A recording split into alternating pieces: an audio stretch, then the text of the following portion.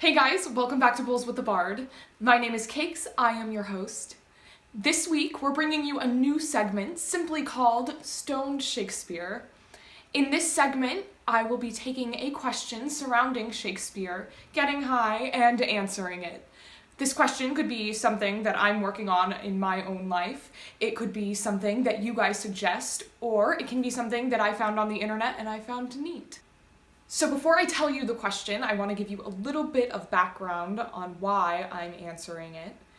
I'm about to start rehearsals for a production of The Tempest with the Baltimore Shakespeare Factory. When you work with them, the first couple of rehearsals, you spend time breaking down the scansion, you go through all of your paraphrasing, and that means really like you go word for word, you have to change every word. And you also look into different rhetorical devices that your characters might use and how that could influence choices that you make as an actor. So, to make sure that we were all doing this right, my director, Marshall, had us all work on a scene and then send him all of our work, and then he sent us corrections back. And when he did this, he asked us to have 4 rhetorical devices, and I stunk, and I only had 3 ready for him. And so he wrote back to me and said in lieu of that rhetorical device, he wanted me to answer the question, why does Sebastian, my character, switch from prose to verse in Act 2, Scene 1 of The Tempest? So that's our question for today. Alright, so before we answer our question, let's get high. Today, we are smoking dabs. For those of you who are less familiar with the marijuana world, dabs are just concentrated THC. They get you a little bit higher. They're kind of in like a waxy form, but they're still just marijuana. So, without further ado, let's get high.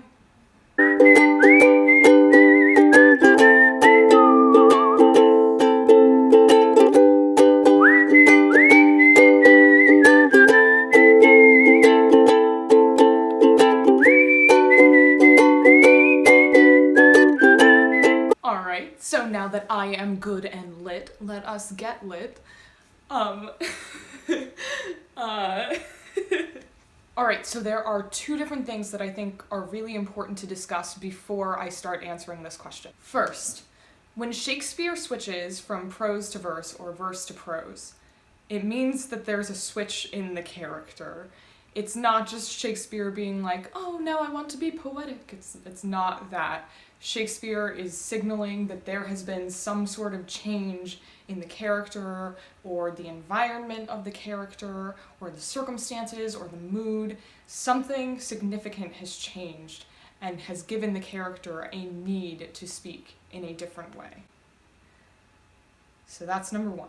Number 2 is context of the scene. What's going on in the play, what has gone on in the play. It's pretty early on, so there hasn't been too much quite yet. The Tempest has a bit of a doozy of a plot, so we'll see how we do doing this high. Prospero was the Duke of Milan until his brother, Antonio, overthrew him and had him banished. Him and his daughter Miranda, their ship wrecked on an island. This island has magic, and Prospero has been learning how to use this magic in his time on the island. Meanwhile, Alonso, the King of Naples, has just married his daughter Claribel off to the King of Tunis. On his way back to Naples, with all of the rest of the nobles, Prospero decides to summon this huge tempest, or in layman's terms, a huge sea storm, and he shipwrecks the nobles onto his island. In the meantime, he separates Ferdinand, Alonso's son, from the rest of them, so they think that he has been lost in this tempest and that he is dead. A quick recap of the characters you'll need to know for Act 2, Scene 1. There's Alonso, the King of Naples, Ferdinand, his son, who has been stranded away from the rest of them, but they talk about him, so it's important to know who that is. Ferdinand is also the heir to Naples, so it's a big deal if he's gone. Sebastian, who is the king's brother, that's the character I'm playing. Antonio, who is the current Duke of Milan and, as we recall, Prospero's brother. And then Gonzalo, who's another one of the nobles, I can't quite remember what his position is, but he's really smart, he's a little bit older, so he's wise. So that's what you need to know. So, beginning of the scene, we're just starting to figure out where we are, what this island is about, if we think this island is going to be livable for us for a significant amount of time. My character, Sebastian, is in a very cynical mood when he's speaking in prose. He's either being very cynical or he's being kind of sarcastic and witty with Antonio, kind of throwing jabs at Gonzalo, while Gonzalo talks about like how he would rule this island if he could be the ruler, and the whole time Antonio and Sebastian are making fun of him and also still being very cynical. It's just not a good time. But the whole time that this is happening, Alonso, the king, he's silent and he's so solemn. He's just sitting there and he's not saying a word. And finally, he cuts in and he's like, guys, cut it out. Let's focus on what's like really wrong here. My son is gone and I fear he's gone forever. And then all of a sudden, Sebastian switches the scene from prose into verse. And I'm going to read the passage to you now, the first little piece of verse that he has. Sir, you may thank yourself for this great loss, that would not bless our Europe with your daughter, but rather lose her to an African, where she at least is banished from your eye, who hath cause to wet the grief on't. It's pretty heavy, it's racist, and it's the first time that we see Sebastian really talk to Alonso. So, in my opinion, there are two reasons why Sebastian would switch the scene from prose to verse in this situation. The first is that Sebastian is addressing the king. And I find this choice interesting because they're all kind of talking to the king, and they're doing it rather informally. So I think an interesting character choice about noting that he might change from prose to verse when talking to the king, when no other nobles do, is kind of this sarcastic respect for his brother. Like, I could have been one step away from having your throne. Like, you know, if you had died, I would be the king.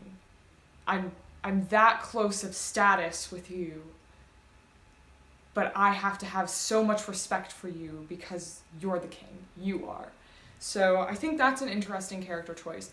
But I think the more important thing to note with him changing from prose to verse in this scene is that it's a total mood shift for him. He's been sarcastic and joking and cynical, but he hasn't been very serious in how he's been speaking so far. He's been poking fun at people, and now all of a sudden he means what he's saying.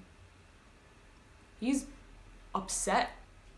Not only does he not get this chance to be the king, but now they've lost the heir to the throne, and the king gave away his next option for an heir to the throne to a king in another country. So there's nothing they can do about it. Like, if the king is disappeared from Naples, all of its heirs are suddenly gone. And I think Sebastian switches to verse because he wants to put the gravity into the situation. And he doesn't feel like Alonso is even feeling the gravity of the situation. I think he feels like Alonso is feeling the weight of it on himself, but not the weight of it on his country, not what it means for everybody else, you know? So yeah, that is my opinion on why I think Sebastian switches the scene from prose to verse. It's a really, really neat scene. If you've never read it before, you guys should definitely get into it. The Tempest is a great play. And with that, we are done with our first episode of Stoned Shakespeare. If you enjoyed today's episode and you want to see more content like it, please like us on Facebook at Bowls with the Bard, subscribe to us on YouTube at Bowls with the Bard, and follow us on Instagram at Stoned Shakespeare. Additionally, if you liked today's segment, please send us a question that you're dying to know about Shakespeare. I love to learn new things about Shakespeare, so I am happy to dive into it, do some research, and answer the question for you. We hope you enjoyed today's episode, and we will see you next time. Bye, guys. Oh, lay me where sad true lover never find my grave to weep there.